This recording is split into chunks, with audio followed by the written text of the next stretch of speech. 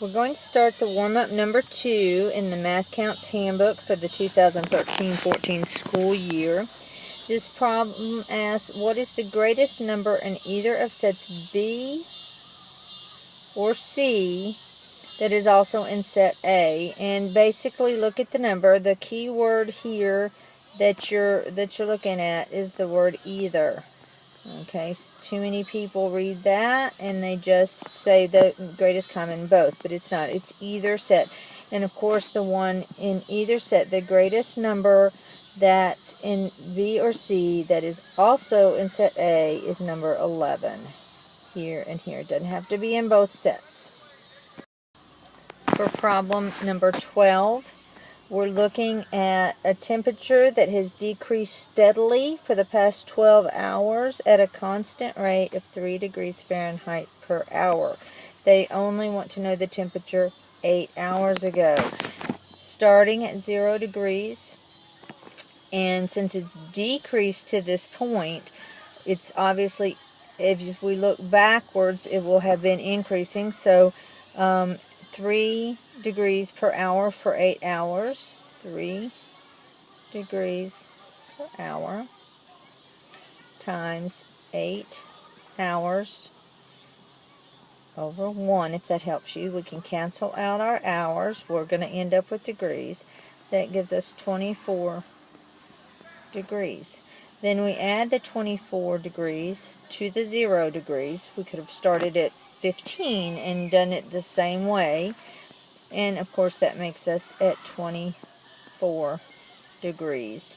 And this is Fahrenheit, and it's very important to put your units. For problem number 13, what is the value of x if 1x plus 2x equals 1/2? When we're looking at adding fractions, the first thing we have to do for this problem is add the fractions 1x plus 2x. To add this to this, we have to have a common denominator. To do that, I will multiply this x right here by 2. And if you multiply it by 2 over 2, it's like multiplying it by 1. And that does not change our value. So we end up with 2 over 2x plus 1 over 2x equals 1/2.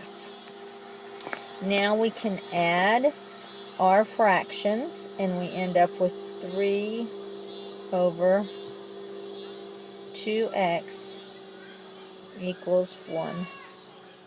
Now we can do this next step a couple of different ways. What I did is I multiplied both sides by 2 to get the 2 out of the denominator here. This crosses out here. This crosses out here. We end up with 3 over x equals 1.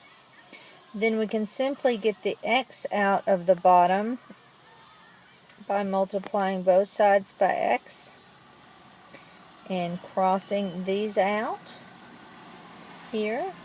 Then we end up with 3 equals 1x, or 3 equals x. Now to make sure that you're right, you simply fill that in. 1 over 3 plus 1 over 2 times 3 is 6 equals 1/2. And if you calculate that out, 3 is the correct answer. In problem number 14, we're trying to figure out if Casey has 45 months until he is 16, what month will he turn 16 in? And we know there are 45 months till he's going to turn 16. We could add each month at a time to the June date that we start and figure it out that way, but it would be much easier to figure out how many years, because every year it's going to come back to June. We know there are 12 months in a year. So 12 goes into 45 3 times. 3 times 12 is 36. And when you cross out, that leaves you with 9 months. Okay, now we add those 9 months to the June date, and we end up seeing that he will turn 16 in March. Number 15 is an area problem. We have 1 gallon of Florax will cover 600 square feet.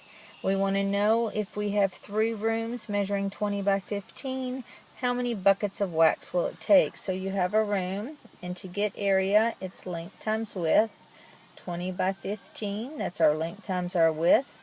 So 20 by 15, and how many rooms do we have? 3 by 3. And that ends up being 900 square feet, or 900 feet square. Then basically we just have to divide that. We know that it takes 1 gallon to go into 600 feet, so how many gallons would it take to do 900 feet? 900 divided by 600 is 1.5.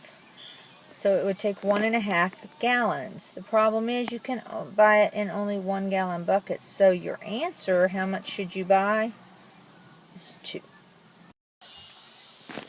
For problem 16, we're simply looking at a pattern. The pattern that we see once we study this is looking at the second number. So 22 squared equals 1, 2, 1, 33, 3 squared equals 1, 2, 3, 2, 1. If you look at that pattern, you go up to this number and then you start going back down. Go up to this number and start going that way down. 1, 2, 3, 2, 1.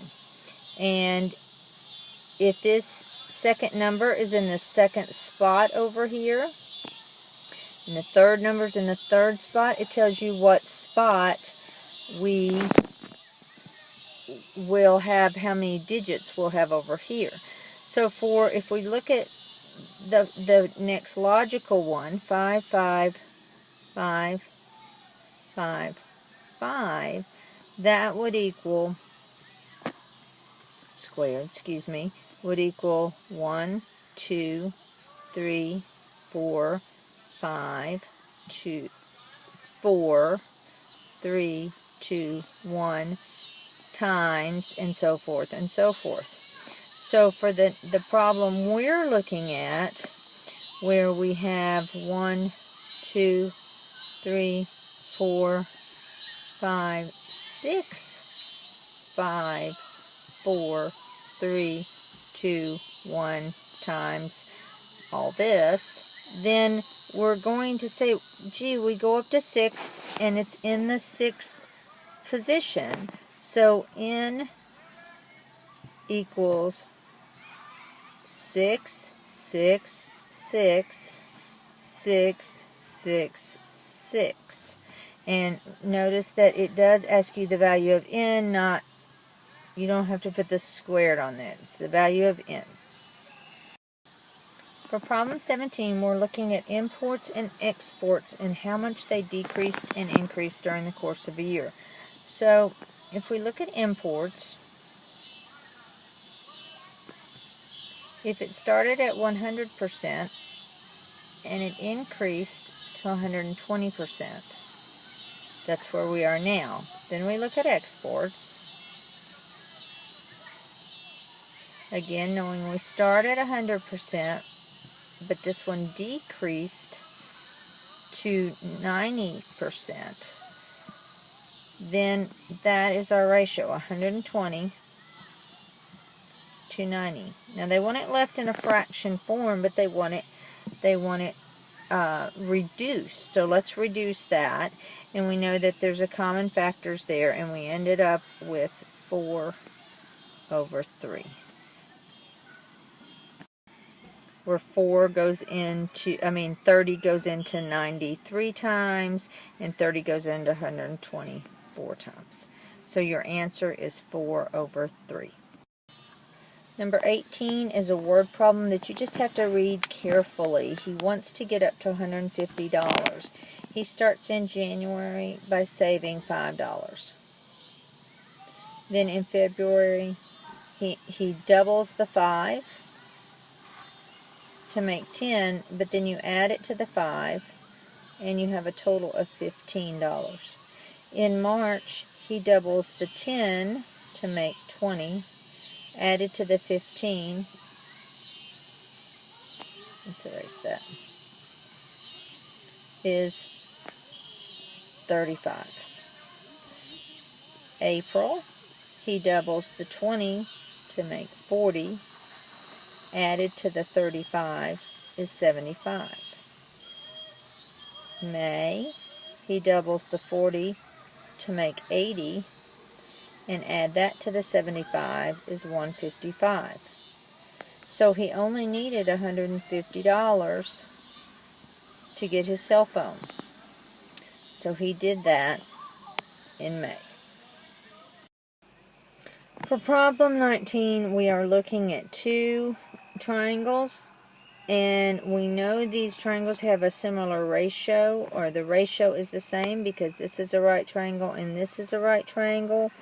And so we can extrapolate the size of the larger one from the size of the smaller one. Now, the size of the smaller one, we have to find the short side by doing the Pythagorean theorem, which is a squared plus b squared equals c squared. A squared, we know that the side A is 4, and a squared then would be 16. Plus b squared, we don't know, equals the size of the hypotenuse, which is 5, squared is 25. When you do that, you can easily tell that b squared must be 9, and b must be 3. Okay? And that is the side, actually, that's the side BC. Now, if BC is 3, and DE is 9, then we can tell that DE is 3 times larger than BC. That means the larger triangle is 3 times larger than the smaller one. Then we can take the AB side, AB leg, and multiply that by 3